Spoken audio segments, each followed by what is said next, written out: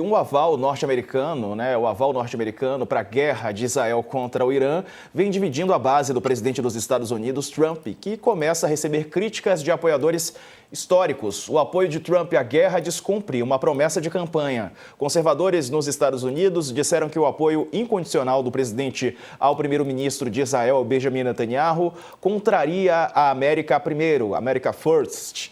Promessa eleitoral do republicano de não arrastar o país para guerras internacionais. Então, ele vem sofrendo esse tipo de crise, dentro dos Estados Unidos, uma pressão pelo apoio irrestrito que dá nesse momento. Aliás, ele foi e voltou, Em um determinado momento, o presidente dos Estados Unidos disse que não estava com o Israel no primeiro ataque, depois disse que estava ao lado do Netanyahu. Fato é que agora está acontecendo a reunião do G7 no Canadá. E o presidente Lula chegará amanhã lá para dar um claro recado ao presidente dos Estados Unidos, ao Trump e aos demais líderes do G7, o grupo de países mais industrializados do mundo. Trump está com a imagem de pacificador em xeque, arranhada, e a colunista Mariana Sanches acompanha tudo lá do Canadá e vai trazer as informações sobre essas expectativas para a chegada do Lula e para os discursos do Trump também. Mariana, bem-vinda, boa tarde para você.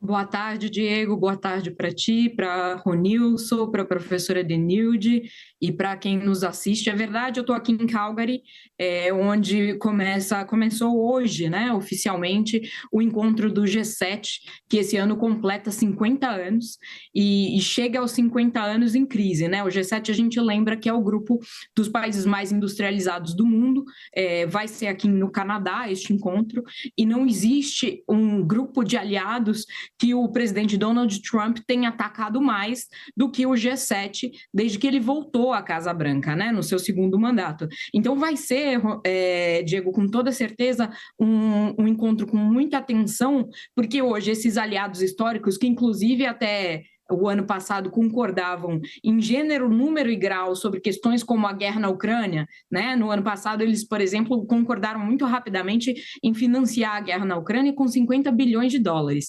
Hoje, essa discussão ela nem está em jogo. O que tá na mesa é uma tentativa de que eles cheguem, por exemplo, a um consenso em relação a colocar ou não sanções à Rússia pela morosidade aí no avanço das negociações de paz entre Rússia e Ucrânia, Mas aumento de ajuda, qualquer tipo de aporte, isso tudo mudou muito desde que o Donald Trump chegou à Casa Branca com uma perspectiva muito diferente, E é justamente isso, Ele chega à Casa Branca prometendo ser um pacificador. Ele disse isso na campanha muitas vezes. Ele mobilizou, por exemplo, no eleitorado americano, aquelas imagens que todos nós nos lembramos, daquela tragédia que foi a retirada das tropas americanas do Afeganistão, Quando a gente viu, por exemplo, os afegãos se agarrando ao trem de pouso de uma aeronave militar americana, naquela saída atabalhoada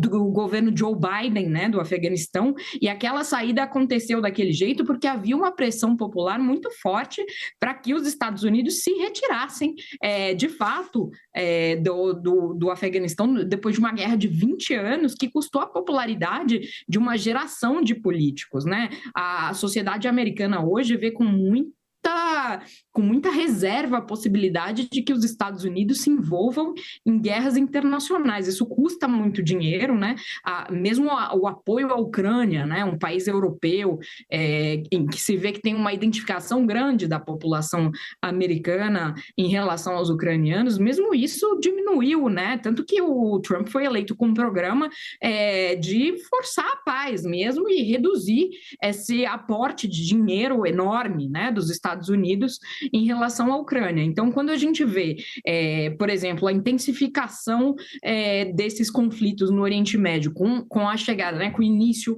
há poucos dias de um novo foco de conflito, agora diretamente entre o Irã e Israel, algo que não acontecia há muito tempo, porque a gente lembra aí que o Irã atuava por meio das suas proxies, né, do Hezbollah, do Hamas, quer dizer, não havia aí um confronto direto com forças iranianas como a gente está vendo agora. É uma situação extremamente grave.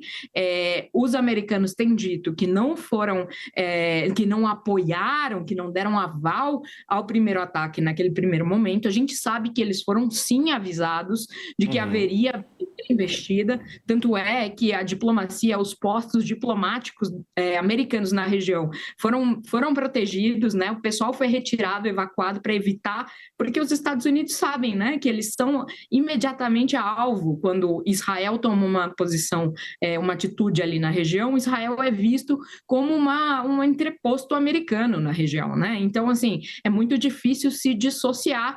E a verdade é que os Estados Unidos não estão, sob Trump, não estão se dissociando tanto assim, né? Num primeiro momento, Trump tenta forçar um acordo com o Irã, dizendo, olha, vocês já foram atacados, vai ficar pior, eu vou tentar segurar aqui o pessoal do Netanyahu, mas vamos fechar o acordo. E depois culpa inteiramente o Irã pelo conflito, né? O que de fato está rachando a base. Então, o presidente Trump vai chegar aqui para esse acordo do G7, desse acordo dos países que ele mais atacou, com tarifas, dizendo que a Europa tem que cuidar de sua própria segurança, de que esses aliados historicamente só se aproveitaram dos Estados Unidos, né? Palavras muito duras que fizeram esses aliados se voltarem para outros lugares, né? Então, ele chega já nessa situação e domesticamente visto como alguém que está descumprindo uma de suas promessas de campanha mais fundamentais, né, Diego? Ô Denilde, agora o Trump, ele realmente, ele é ou não é um pacificador?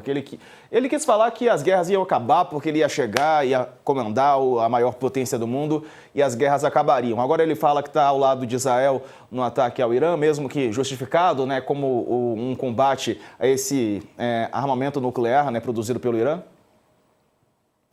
Olha, ele tentou vender, de fato, né, e trouxe na campanha esse elemento de que ele era um pacificador.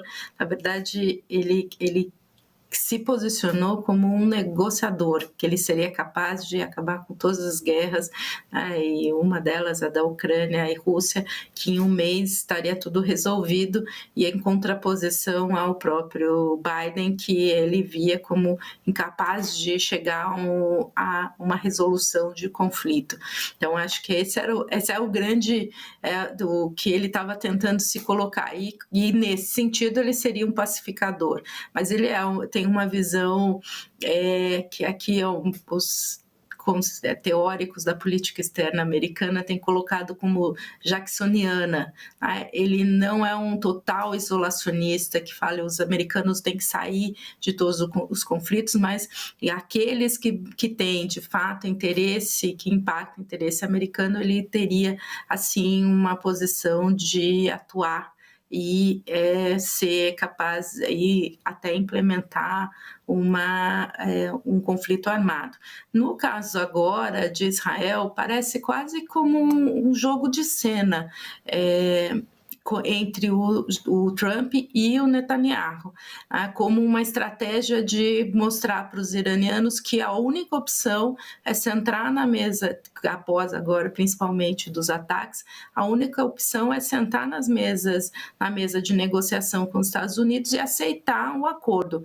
Mesma estratégia que o Trump também usou com o Zelensky no auge aí do embate entre ele e o Zelensky, dizendo que a única opção para a Ucrânia seria sentar numa mesa de negociação e chegar a um acordo promovido pelos americanos. Então, pode ser que também estamos vendo aí a mesma situação, nesse caso agora, entre Israel e Irã.